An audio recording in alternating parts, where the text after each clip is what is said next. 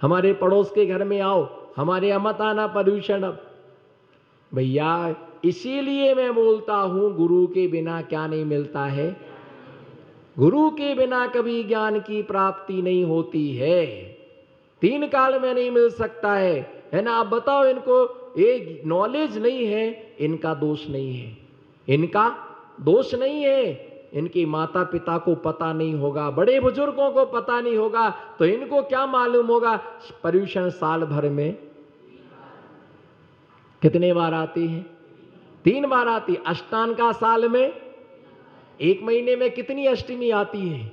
नमो सिद्धाड़म, ये भी नहीं मालूम 1 महीने में कितनी 14 आती है?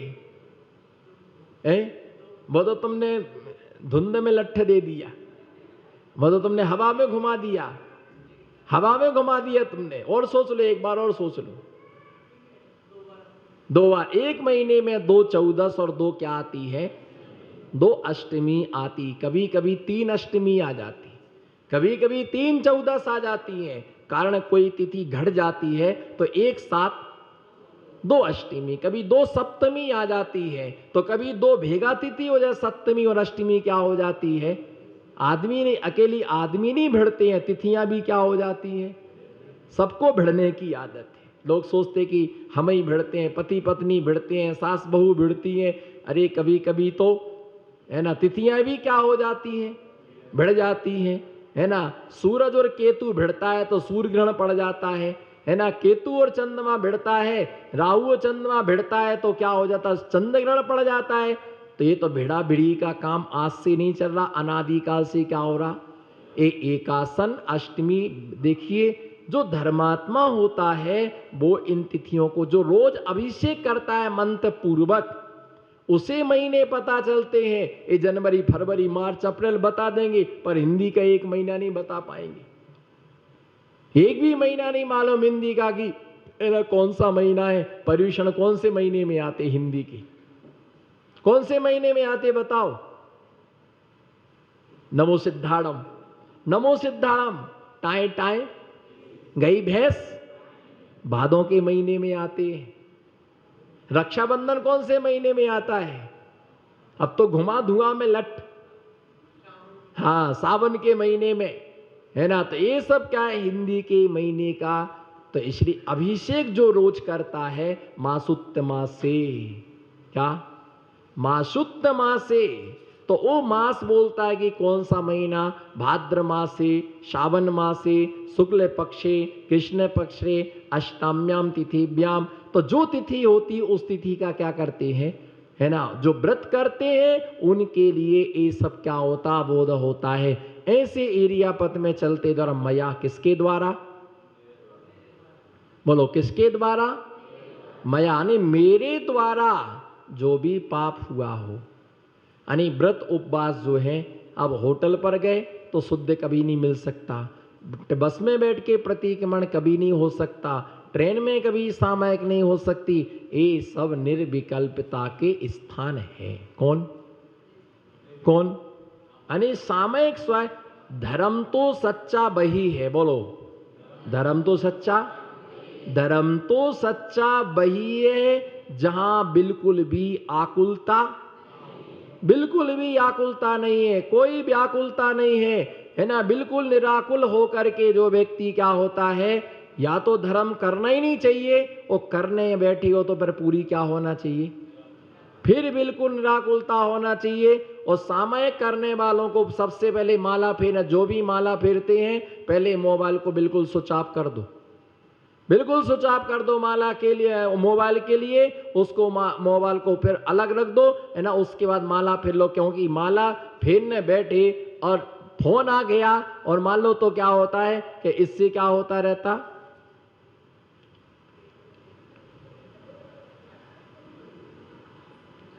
सही बताओ, स्वीकार कर लो सत्य के लिए।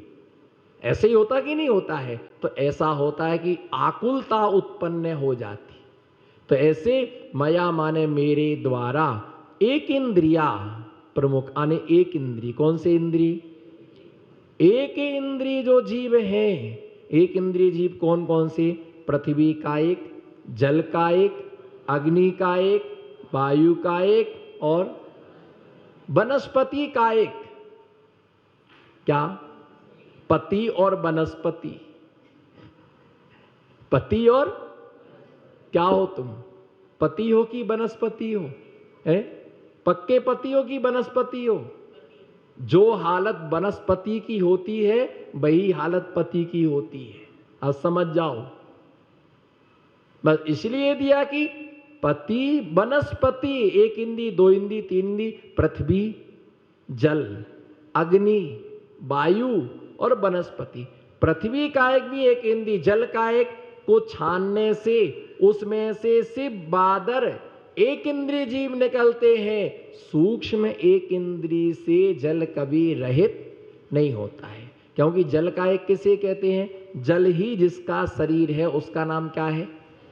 बोलो, जल ही जिसका शरीर है तो उसे जल का एक कहते हैं। इसलिए जल में से कभी पूरे जीवों का अभाव नहीं होता है।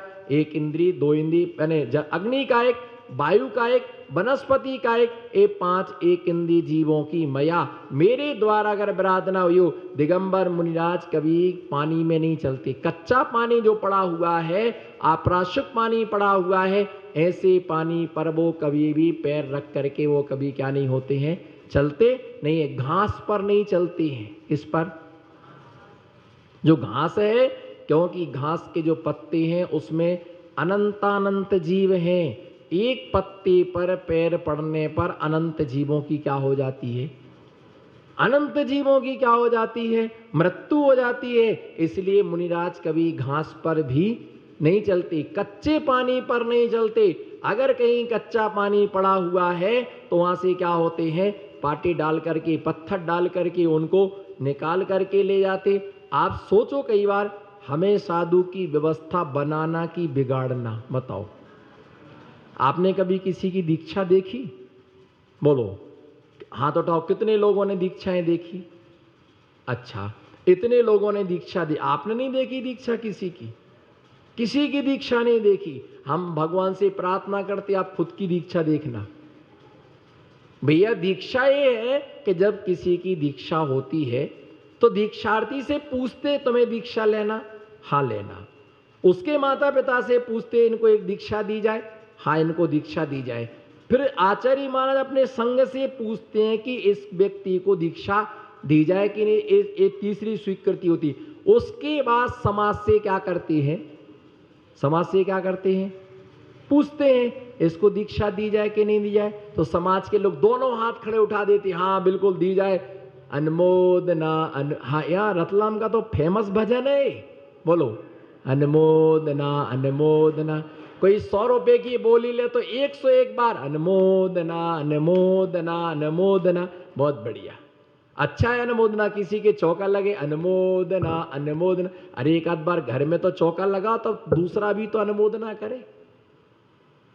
अगर तुम्हारे यहाँ चौका लगा, कोई तुम्हारी अनुमोदना करे, उससे बोला तुम लगाओगे तो हम अनुमोदना करेंगे, हम तुम्हारी ताली बजाएंगे। खाली ताली बजाने से काम नहीं चलता है, ताली बजाने वालों को ठेका दिया गया है। दैया रे दैया लाओ रुपैया। जो ताली बजाने वाले हैं ना, खाली फोकट में आकर के तालियां ठोकते हैं, तो आप सावधान रहो, ताली बजाने का ठेका दिया हुआ है। दैया रे दैया लाओ रुपैया, कांगे मोरे भैया लाओ रुपैया, ठेका बना हुआ है। तो लोग दीक्षा की पूरी क्या करें? हाँ बिल्कुल दी जाए। और देखने के लिए क्या होते? समाज से भी पूछते हैं कि इनको दीक्षा दी जाए कि नहीं दी जाए। समाज भी स्वीकृति देती। समाज से क्यों पूछा? क्या जरूरत थी बोलो आपसे पूछने की? क्या वो आपका बेटा था? क्या आपका पुत्र? आपसे क्यों पूछा आचार्य? ये शास्त्रों का विधान है। क्यों? निभाना किसको है? बोलो मानो साहब जी, निभाना किसको है? आचार्य का काम दीक्षा देना। चौका कौन लगाएगा? आहार कौन कराएगा? बिहार कौन कराएगी? चातुर्मास कौन कराता है? जंगल के लिए कौन ले जाएगा? नहीं नहीं तुम मत जाना, तुम तो सो आराम से, है काम करने वाले हैं वो ले जाएंगे, है ना बेटा, सो जाओ सो जाओ। और आजकल तो एक बहुत अच्छी व्यवस्था हमारे समाज ने इतना अच्छा पाठ सीख लिया, जो करता है वो ही मरता है। क्या? जो करता है वो ही मरता है। जो बेचारा महाराज जी को ले आए तो इतनी बड़ी उसने गलती कर दी, इतनी बड़ी गलती कर दी, जैसे गांव ये पूरे समाज में कोरोना लेके आ गया हो। लेटेस्ट बीमारी तो उसको ही तो फॉलो किया जाएगा ना। कौन सी बीमारी? अभी एसिडिटी का नाम मत लेना, अटैक का नाम मत लेना, बीपी हाई लो, सब भूल गए लोग। ये सब बीमारियां गौण हो गई। तो एक ही बीमारी सिरताज बनी हुई है, कौन? घर घर में, जो ना बोले पड़ोसी कसम, घर घर में, घर घर में, हर मुख में, हर आंख में, हर कान में, हर महाराज जी के प्रवचन में, हर साधुओं की शांति धारा में कोरोना। जगह जहां देखो, जिस चौराहे, जिस पेपर में देखो, जिस न्यूज में देखो, जिस टीवी चैनल को खोलो ना, सावधान, कोरोना से बच के रहें, सोशल डिस्टेंसिंग का पालन करें। वो कठपुतली आती बोलने की, आपको पता होना चाहिए हमारे देश में इतने आंकड़े तक पहुंच गया है, फलाना ढीकड़ा। वो बेचारा देख करके सिर पटकता, बंद करो, कठपुतली कहां से निकल आई, बंद करो उसके लिए। जब भी चैनल खोलोगे क्या निकलेगा? अभी इसका वैक्सीन तैयार नहीं हुआ है, पूरे देश के लोग उसमें जुटे हुए हैं। आप थोड़ा सा सब्र रखें, तैयार हो रही है ना। जून जुलाई अगस्त सितंबर तक तैयार आ तो गया, सितंबर अगस्त आ तो गया है। कितने निपट गए, कितने निपट जाएंगे, तब तक वैक्सीन नहीं आ पाएगी। तो भैया जो चौमासी को महाराज जी को लाया ना, तो लोग ऐसे ही लगते जैसे कोरोना ले आए हो। भैया तेई जंगल ले जाओ, थे ही प्रवचन कराओ, थे ही चौको करो, जैसे उसके साड़ू हो, जैसे उसके रिश्तेदार हो। अरे भैया उसके रिश्तेदार होते तो अपने घर ही नहीं ले जाता कि चलो महाराज जी हमारे घर ऊपर वाला फ्लैट खाली है, बीच वाला व्हाइट हाउस में, हाँ वहीं 2 कमरे दे दो, वहीं पर है ना आपको आ जाएगा टिफिन सेंटर, टिफिन सेंटर से आ जाएगा, जिम लेना का ही कर लो।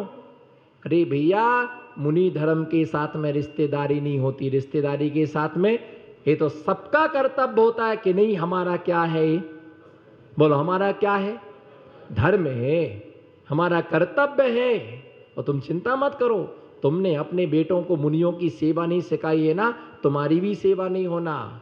अगर तुमने मुनिराज का कमंडल भरना बेटों को नहीं सिखाया है, अंत में जाके लिख के देता हूं स्टाम्प पेपर पर, 48 घंटे का तपा हुआ हूं। सुन लेना माता हो, ध्यान से इधर देखो, चावलों में नहीं लिखा है। एक आचार्य हो गए जिन्होंने चावल पर नमोकार मंत्र लिखा, वो ताड़पत्र पर लिख गया। अभी तो आचार्य विमलसागर जी का मस्तक देखो। जिन माता पिता ने अपने बेटों को साधु का कमंडल भरना नहीं सिखाया, उनके बेटे बुढ़ापे में उनकी कटोरी भी भरने वाले नहीं है। जिन माताओं ने अपने बेटों के लिए साधुओं की भैया वृत्ति करना नहीं सिखाई है, तुम्हारे पैर भी वो दबाने वाले नहीं है। और जिनके बेटे साधुओं को 2 रोटी के कोरे नहीं दे सके, वो तुम्हें बुढ़ापे में है ना कटोरी भर खिचड़ी क्या देंगे? इसलिए माँ है ना, दे दो बेटा, सुनो सुनो मैं नहीं आती हूँ। अगर तुमने सिखाया होता कि जाओ उठो बेटा, जाओ महाराज जी को जंगल कराने के लिए, नहीं सो जाओ बेटा, सो जाओ, थके हो सो जाओ, सो जाओ, सो जाओ, सो जा, सो जा बारे वीर। अरे सुला दिया, चिंता मत करो, तुम्हारा बुढ़ापा भी ऐसा ही निकलना है। वो नहीं सुनने वाला तुम्हारी बात, रोते रहना, चिल्लाते रहना, बिलकते रहना, तड़पते रहना, एक भी बात सुनने वाला नहीं है। और तड़प तड़प के तुम्हारे क्या हो जाएंगे, प्राण निकल जाएंगे। तुमने सिखाया ही, अगर तुमने सिखाया होता कि जाओ गुरु की भैया वृत्ति करके आओ, जाओ बेटा पैर दबा करके आओ, तो गुरु कहते कि जैसी तुम मेरी सेवा कर रहे हो, धर्म देने वाले गुरु की जैसी तुम सेवा करते हो, जन्म देने वाले माता पिता की भी तुम वैसी क्या करना, क्या करना, तुम वैसी सेवा करना।